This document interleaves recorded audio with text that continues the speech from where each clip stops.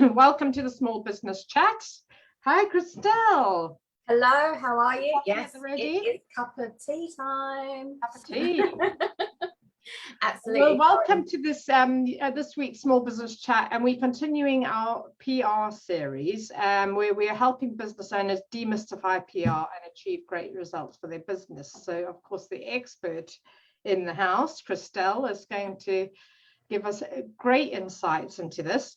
We did speak 2 weeks ago, we talked about demystifying PR for your business, and then last week, how much does PR cost? So if you want to catch those episodes, visit our pages and hit on the live tab and you'll see all the videos there. So this week we're discussing how to create a PR strategy. I think this is going to be really, really interesting. So we're going to be outlining all the elements you need to consider and factor into your marketing plan, your business plan to create a successful PR strategy for your business and gain the maximum results, which will help drive your business forward and grow. So yeah, let's kick off. Where should we start? Well, I think the interesting aspect for me as a PR, like I would say professional, as opposed to expert, because there are loads of other PR experts out there, and I would love to hear from you guys as well, because we all have different ways of doing things. But my approach for sure, and some of the people that I love working with, or my colleagues that I really respect and admire, we seem to have a very similar way of doing things, and we view PR as much more multifaceted. So the issue is that a lot of people think I must hire a PR because I need coverage and I need media relations. And so that's why they're only going to focus on a very narrow path of activity. And there's so much there to consider. And why we're doing this series is because not only to inform you about all the options that are available, it means it provides you flexibility with what you can do yourselves if you're budget poor. Like, it doesn't mean that you don't do PR because you can't hire someone. There's all these other elements, right, that you could do. And I think as well, when it comes to measurement and evaluation, that is my biggie, because a lot of people will have employed a PR. I've had this so many times over the years. Oh, they were really nice, but I don't know what it got me all this coverage. It's like, because you didn't put it back in your marketing. Or even sometimes with my clients, I'll go, well, did you do that? Did you do what I asked you to do? Do we, I need those stats from you about your website, your uplift.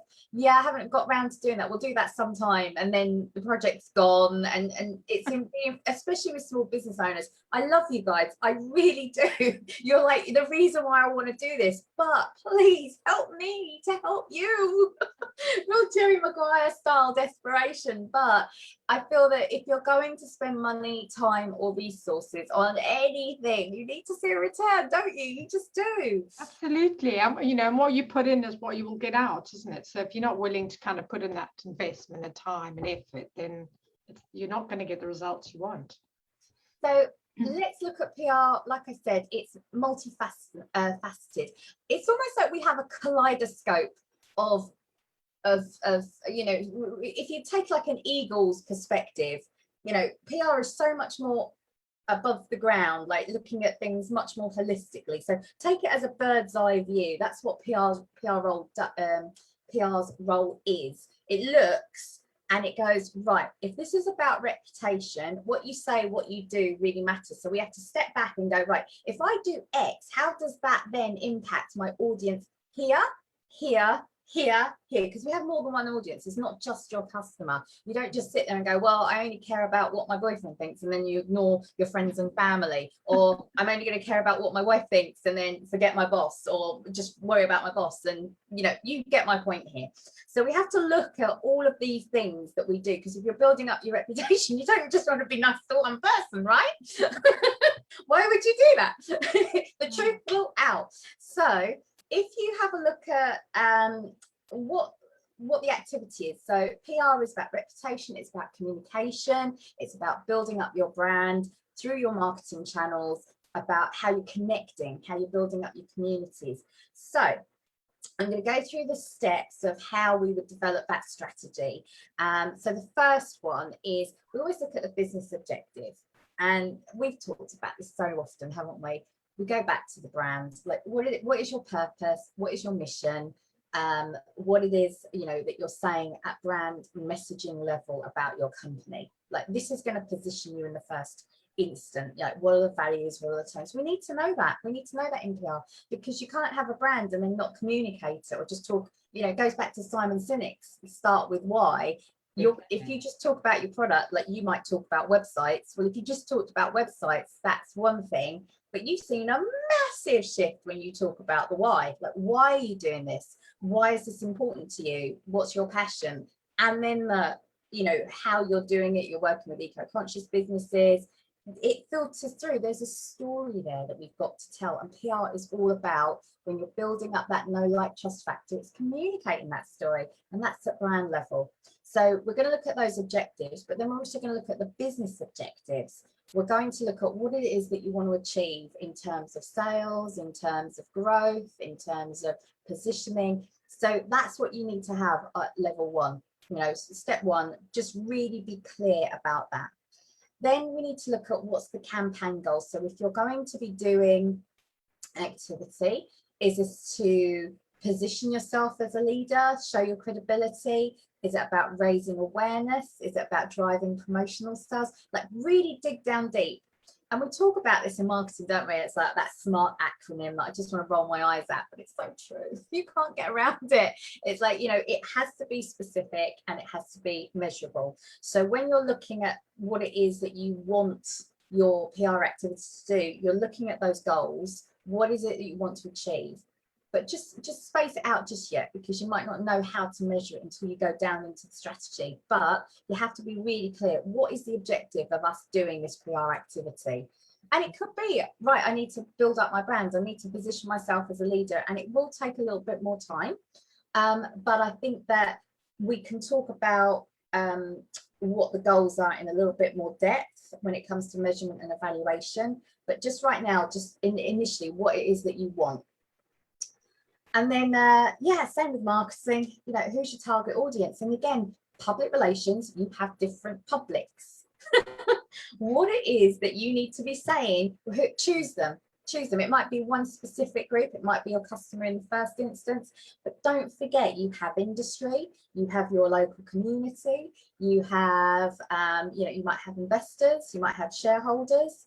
It might have media, third party. You might need to get this. So what is that public? Is it your own? Is it external? So you have to be really clear on that. And this is why it's so important, because when you bring in the key message of your branding, I think it's, how are you going to relate to them? So you could say, the reason why you want to be so specific is because you could turn around and go, oh yeah, my audience is my customers. I want to get more customers.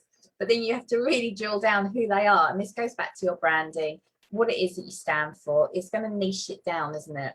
Definitely, yeah. Otherwise, I mean, you could, if you're trying to just go, oh, to everybody, you're just going to get nobody, because it's not, they're not going to feel like it's specifically aimed at them, are they?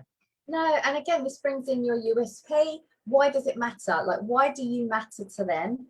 This is all really important. So when you're choosing your target audience, you have to be really specific and drill it down. And I love the fact that we can do that now with like much better targeting through digital, through social. We can find those. We used to have, like, there's so many blogs out there now that when you think about it, and social media channels and influencers and creators, that it used to be like, you know, your 4 main papers back in the day, or like whatever it was, or your 4 TV channels, that was it. It has exploded. There is so much opportunity there. But equally, when you go into your values or your personality or tone, it could be that you need to be a bit more creative. So you might want to work with creators more rather than just media. So it really does factor in. This is all part of the strategy that you need to think about. And again, being slightly removed from it, which is hard when you're working in your own business, right? We're so entrenched in it. Sometimes it's good, just take a break, just walk away from it for a bit, look at it and be a bit more detached in what you're looking at, because this is where the creativity and sometimes the opportunities can shine. Yeah, and I think as well, it's you only know what you know and the communities or networks that you're in. So there's a lot of these other channels or you know, where your audience might be in other places that you just might not even have thought about. And I think Absolutely. that's the key thing is, you know, almost when you're talking there, I was almost thinking of like kind of doing a mind map and just going, you know, where do those audiences all kind of hang out? And then you can drill down further to what specific ones there are in that sector. Karen, that is exactly it. And I've got to say, when I'm doing these strategy sessions with clients and we're like going through, looking at perhaps their launch campaign, that is exactly it. I sit there and I go, right, where are these little pots of people? Where are they? And I've got to be honest, particularly when budgets are tight in the first instance, right? You have to sit there and go, okay, what can I realistically achieve? And again, it goes back to your SMART goals, because you've got your specific, you've got your measurable, you've got your achievable, but you've got like, you know, what exactly what is achievable in with my budget. And often when I sit there, 50% of opportunities are completely missed, because again, you're too entrenched in it. You probably don't think about it. It's probably a much more rushed approach of, oh my God, we've got to get this out. Just slow it down a bit. Just take a deep breath and think, right, where are these opportunities? And sometimes just like your local chamber of commerce might have a community around that, your local networking groups, they might be a really valuable aspect for you to build up your profile. And again, it goes down to achievable, because everybody wants, right, I want to be famous now and I'll be everywhere. It doesn't work like that. Like, it's very rare that it works like that and it's sustainable. Like, yeah, sometimes and you've often got to spend a lot of money on that, and you know, do a proper big campaign and all that sort of thing. And as well, it's about putting it in the right place. I think a lot of times people are sold into like little local magazines and stuff like that, and they, you know, oh, it's really cheap, you know, get your ad in there, and oh yeah, and they tell you, of course, that's your audience, you know, there's lots of people like you out there who will be reading that, but it's completely not the right choice for your business. So even spending that small amount, you'd be better off saving up a little bit and spending it somewhere else, which is a far more targeted. Yeah, absolutely. I think, and in fact, that's where those niche, it works both ways. So I think that sometimes from budget, you're like, well, I'll just go wherever I can afford and blanket coverage. We don't do that. We really sit there and go, right, who is it? Who is it that I'll be reaching out to? Do they read these publications? The titles will have stats. Bloggers should have stats. You know, they have an idea of like what sort of numbers they've got. And if they don't really, like, a lot of them, this is the interesting thing about, say, for example, blogs. You could have a luxury lifestyle magazine, like blog, but it could be more aspirational rather than these are the people that are living the lifestyle. So you have to really drill down and be specific. It could be someone that loves, you know, eco news, but are they actually doing it? You know, and are you much more advanced? So is it more, what level on their journey are they at? You know, yeah. And does your product or service fit with that audience as well? Do you know what I mean? It's no point in me dealing with eco people going and putting it in an eco magazine where it's, you know, people who, mums at home who trying to change their lifestyle to be more eco. rather than businesses. Yeah. Rather than business owners. Yeah. Yeah. So there's so much there. But I do think that, you know, again, these little pots, sometimes just straightforward networking is overlooked, or they don't realize that's part of PR and they're putting that in sort of like their marketing overall strategy. Go, oh, I must do this, I must be there. But sometimes if you are aware of the different aspects and the different pods and the different areas and communities where you can actually grow your profile and, you know, develop those business relationships, you'll prioritize it more. And I think that's the key, is that we all know this, and I think this is the big thing. I don't think that PR, and this is my key to demystifying it, I don't think it's some sort of magic wand that you have to have trained in, you know, sort of like wiki law or whatever. Yeah, exactly. I don't think it's some sort of like magical notion here. A lot of it is common sense. A lot of it is about the strategy of, right, well, if I know my audience is going to be here, or I know that there is a networking group that targets women and women business owners are my bread and butter, I need to target this group, and they've got opportunities. I can, you know, it's X amount of in that community, and I have this option. So to go nationwide, you know, it's a plus. That's why you're going to invest. in that one. That could be part of your strategy. So, you know, the strategy is that once you've got your target and your audience, you're just going to drill down into what it is, like what's the approach. And it could be that you might want to, you know, when people get confused about strategy and they think, well, surely it's just the plan, it's, you know, what we just said. No, it's the approach of what you're going to be doing. So your strategy might be more about engagement, or we're going to do test and trial, or I'm going to raise my profile, I want to be on the speaker circuit. You know, there's the approach of how you're going to reach these audiences. It might be a media relations campaign. It might be multi-layered. So it could be, yeah, speakers, media relations, networking. You'll have a look at what that approach is. And I think that it's so important to factor in all of these elements to define that strategy, to go, what's right for me? And again, this is the point where I keep on making, this is where those realistic aims come in, because if you don't have the budget, it is all achievable still. You can still do these elements of activity without hiring, but it is a strain on resources or your own sort of, like, you know, especially if you're a solopreneur and having to do these things, you know, to do a 2-hour meeting or do a conference, and you've got to do this every month. It takes a chunk out of your time, doesn't it? Yeah. But like you say, it's not just a schedule of what you're going to do, is it? Like a plan like that, you kind of take in quite a number of factors there. So sort of what you're saying is you're looking at the audiences, but then you're coming up with goals and objectives for each one of those bits, audiences or bits of content, whatever that you might do out there. And then ways that you're also going to, are you going to engage with them? Are you going to sell to them? Are you going, you know, what is the kind of outcome? So yeah, so I just wanted to wrap that up, said that I've understood it properly. Yeah.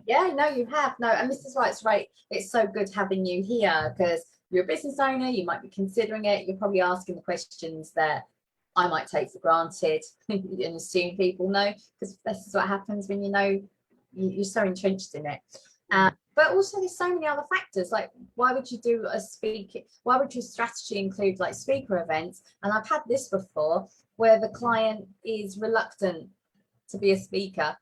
You know, I've had that before many a time, where from a PR and standing up, being visible, you're going to have to be a little bit more creative with your strategy, because they want to be the Steve Wozniak as opposed to the Steve Jobs of whatever industry that they're in. And I've had that so many times that people have become a little bit more reluctant. So you have to then tweak strategy to go, okay, let's do Q&As, let's do print, let's do where they're not, you know, they don't need to stand up and be as visible. There's scales as to how much you can be out there. You might be just more comfortable networking, funnily enough, or if you are part of the team, you might have somebody else that comes on and does the speaking events for you. So there are ways around it, but I think in the strategy, that's where the creativity, well, the strategy gives you the approach, the tactics is where that creativity lies. And that's where, you know, we might look at, say, for example, with tactics, we might look at a media relations campaign, and we might have to look at the news. You know, we might have to see what's trending in the news, what's going to make you relevant, because that's the other thing. How relevant are you? Part of those SMART goals. How relevant are you? So again, if we go into audience, why do they care? Why do they care about you? What's relevant? But also from PR, it is, you know, especially if you're in media, if you're trying to get influencers out there, you have to look at what topics, like what are people talking about, because it is, if you imagine PR is like the cocktail party and you're around the dinner table, you don't talk about, you know, yeah, you could reminisce, of course you could, but everyone wants to talk about, oh my God, did you see that thing that was on telly? Or did you see, that's how life works. Oh my God, did you see what's going on at such and such, you know, or at this level, what's the government doing now? All lies. You know, there's all these levels of discussions. We have to sit there and go, right, what part of the discussion are you in? How are we going to make it relevant? And where are we going to then have that discussion? So that's more in the tactics. So again, really important to make sure that you're doing your digital research, you're doing your keyword search, so that you implement that in your PR activity. Ask your customers. We keep on saying this. We forget to ask our own customers, why is this good for you? What are the benefits? what was the experience working with me that made it different from working with perhaps one of my competitors. So you really have to, and we again have done that at brand level. We should have done that at brand level, but I think that to make it relevant of when you're launching the campaign and the timelines around the campaign, which I'm coming into, you have to see what's relevant for now. Yeah. Definitely. And then the final one, we're doing quite good on time here, but yeah, it is timely. It is about your timelines. It's about planning. I often get people that come up to me and go, oh yeah, this would be great to do Christmas, and they contact you in October and it's like, oh, we should have been talking in like May, June. Actually, I need to start in July for Christmas. Yeah. So you really have to understand the timings of the campaign. Even if you have the initial conversation with somebody, like, when is it that I should be starting? And I've had that conversation. It's like, well, if you're going to do your research, I can't help you until I get that research in. So yeah, back then, yeah, because it's different to marketing. I remember sort of back in the day, you know, like if you were launching something, you would, well, it depends how big it is. So if you're launching like a big membership sort of site, whatever, people say, you know, give it maybe about 120 days, and you're doing, you know, you leading up with lots of good content and free webinars and tasters and whatnot. And then you've got, say, like a shorter course, you know, it could be it used to be like sort of 8-week lead time was kind of the thing, wasn't it? And then it sort of shortened to 4 weeks, whereas something a lot smaller could just literally be a week lead time now, because people forget all the time as well, isn't it? So you can, it's so knowing that as well, and test, and then sometimes it's either speaking to an expert that can help you work through that, or you've got to test and trial these things out. And it's so, and sometimes it won't work, and sometimes for some of those things, if you know, if you're doing a whole lot of PR and marketing and stuff around launching something, you know, you might start months in advance, but people book literally the last minute. So I know a lot of people have almost cancelled, and then suddenly all the bookings start flying in. So yeah, so that is a lot of what you do as well, research into kind of the market and what's happening and how people are behaving. absolutely. But also, I think you brought up a really good point, because the other option is that if we look at the tactics, that right, how are we going to then launch this? So yeah, you're looking at media relations, which is usually the first thing that everyone like thinks about when they think of PR. Media can work like 3 months in advance. But running, you know, unless you're paying for it, then you can snip in like more of an advertising deal. They can bump other people out, other news out. But you know, most people are using PR because they don't have the budget for advertising. So if you know that the media are going to be covering or start to want that information by July, you need to be very timely in how you're delivering that information so that they can file it, because I'll delete it straight away or they'll file it. So it's better that you're aware of that. If you have to create something, so if this was like a stunt, which we've done before, like imagine that you have to find the suppliers, or you have to find somebody to create the shell of the event. You know, maybe it's you have to build the actual event. You might have to find the venue. You might have to bring in elements of it, that, you know, caterers, flowers, whatever, all these different elements. Or if it's actual products that you've got to create, you've got to do that well in advance. So you have to plan all the way back. Which is why it's really important that you give us as much notice as possible, even if it's in the initial conversation, or when you're doing this yourself, just sit there and go, right, I'd like to launch, I'd like to see all this coverage appear here, or I'd like to get all of the momentum about, I don't know, new shop opening, or I'm launching my course, whatever it may be, offline, online. And then you work backwards. And realistically, you think, right, how much time do I need? And you, again, that's where the creativity lies, because if I've got more time, okay, oh, can we get some video content around this, around the event, and then how do we distribute that across other marketing channels? So what looks like that, you know, it's all come together, and then you've just had a launch. You haven't just had a launch. You've sold in those products before. You've got somebody else to read your book. If it was a book launch, you've got them to read it before, so that on the day that it launches, everyone's putting the reviews in, you know, things like that. It is all coordinated.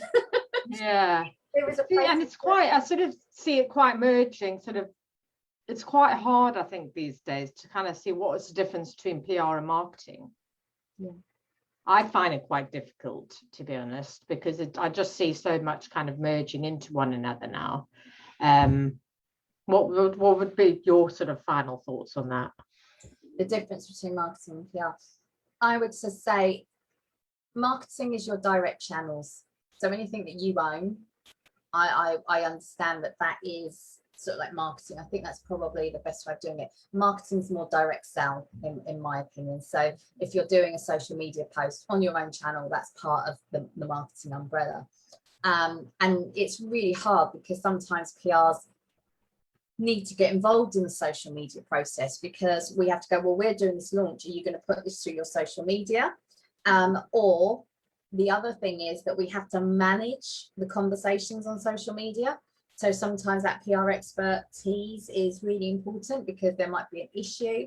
So you're right, it does merge, but the way that I see it is that my role of PR is that if you are dealing with your audiences, that's where we come in. So your internal teams, again, we talked about this, your community, your media, investors, all these elements, you need a PR head. And that's why I sometimes feel that you need a PR head at board level. If you're a business owner, I would love for you to know more about PR and ingrain this into your head, that actually anything that I do or say to build my brand, I have to monitor how this impacts, or how I'm considering my different audiences or anyone that's affecting me, so that I can either manage it, or if it's going to be damaging to them, I have to change it.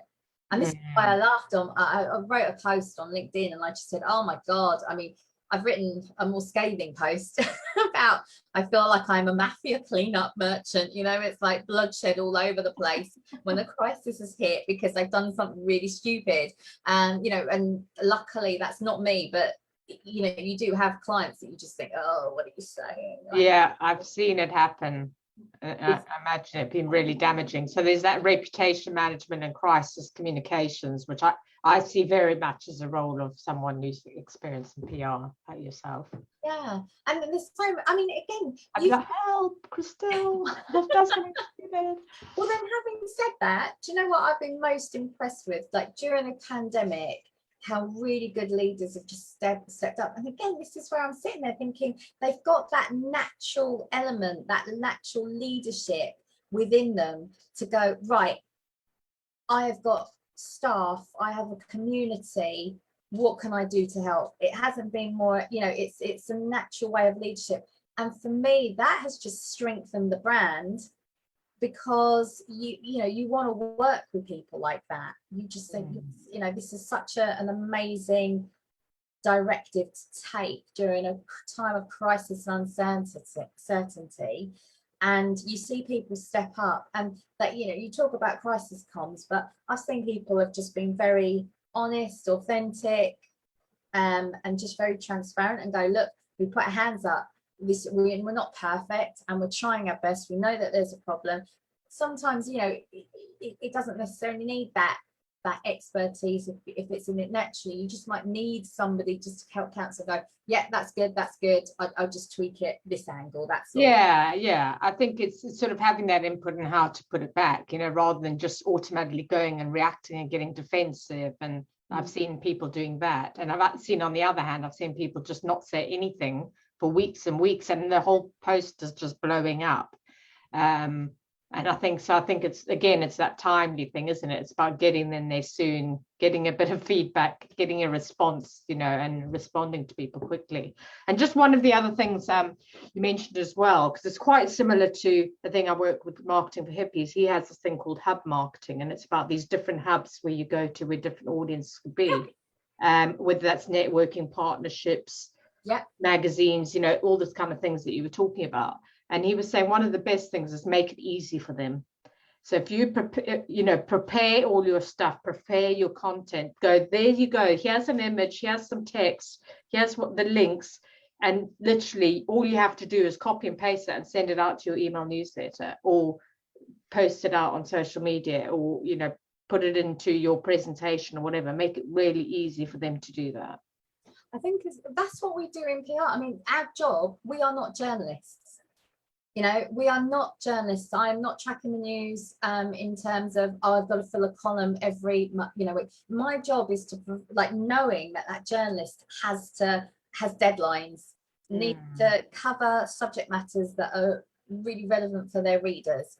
So I have to make it as easy as possible. So this is where, again, this is why it does overlap, because it's my job to make it as easy as possible. I've written the copy so they've got the information in a way that they can, 2 lines, is this worth carrying on? Yes, it is. This fits in. I know what I'm doing. All right, we'll put this in, or I'll save this.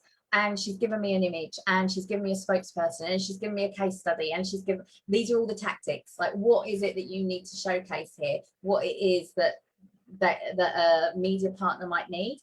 Or if you're doing a promotion or paid partnership in your network, do they need, you know, a special offer? Do they need, you know, it's all these things. Yeah, so you can take it and tailor it to that particular audience. Yeah, brilliant. Brilliant. So great tips there.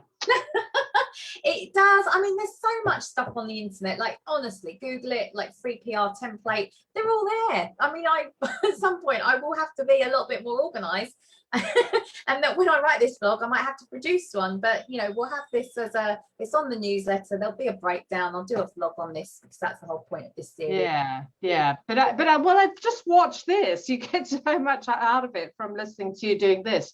You know, you can go, the thing is, you can go online, you can Google everywhere, and you get so many different opinions and different ways of looking at it, and it become a bit of a minefield, because you'll say one person says do it this way, one person says do it that way, or you just can't find it. Some people don't, you know, just get a bit sort of overwhelmed with the amount of stuff that's out there on the internet. So, you know, definitely. So watch the show, catch up on Christelle's newsletter, book in a session with her, because that'll just save you all the time and angst and searching, and just cut down to the chase. So if for some reason, like the reason why I'm doing this is to demystify it, get that message out there. You know, I think we all have to start somewhere. This is why this show is so rough and ready. Like, we joke about this. We've been doing this for a year, right? Over a year. Yeah. We've been doing this for a year. It is not snazzy. We haven't got snazzy titles. It is literally us going live when it works, when it doesn't, as this one has shown. So when you've got to do things yourself, we totally get that. You have to get on to the next step, especially if you're a small business or an SME. So when you've got your timeline, my biggest tip is just to create a checklist. Just, you know, you've got your timeline, put your you know, what it is, work through that timeline and assign people to it. Either assign someone yourself or your team, you know, even if you've got VAs, like, bring them in. This is all the elements that you need. If you need to outsource elements of it, then, you know, get those experts in. But once you've got that checklist, it means you get moving. So you go from strategy to something you actually implement it, because it's great. We can all do strategy sessions, but the biggest part of how I get people to move is that you have to have the plan at the end of it. You have to have that, right, here's the checklist, what needs to get done first. Yeah. And by doing that timely element and working backwards, you start to see, right, if that means I have to prepare case studies, it's going to take me, give yourself more time, always a month more, but if it's going to take me like 2 months to get all my case studies together, then fine, put that in the timeline. Start then and work down. But it's specific, measurable, achievable, relevant, and timely. Those are your SMART goals. That's on your strategy. But again, hopefully you've understood that there are so many options when it comes to PR. Reduce the overwhelm. Like, follow those steps. Cut out anything you don't need. Just cut it out. You know, look at what you have to focus on, and then you can go on from there. Brilliant. Oh, thank you so much. Such great tips. Coffee's getting colder, but I'll go heat it up soon. That was a little bit longer than normal, but yeah, no, but really, really good, really worthwhile. And I think, you know, covered some great stuff, packed in a lot there. So yeah, no, thanks, Chris. And I'm looking forward. Is it next week we're doing it, the implementation? Yeah, I think next week I'm going to be looking at measurement, like what are the key measurables, and then yeah, we'll have a look at how to drill down, how to join the dots. I think that there are so many ideas in terms of tactics. You know, if you need those, ask. We might do an extra part on that, all of the tricks of the trade, as it were. But I think I'll cover it both in measurements as well. So yeah, brilliant. Yeah, if we find we might have to separate it out, we can do, because it's all really valuable. Okay, well, thank you. Thanks for those who are tuning in and watching. If you're catching the replay as well, keep your comments coming to both Christelle and I, and we'll keep an eye out on those. Check us both out on our YouTube channels and also our Facebook pages at KV Comms and at HubFizz. And yeah, we'll see you same time next week. Okay, guys, bye. Okay, bye.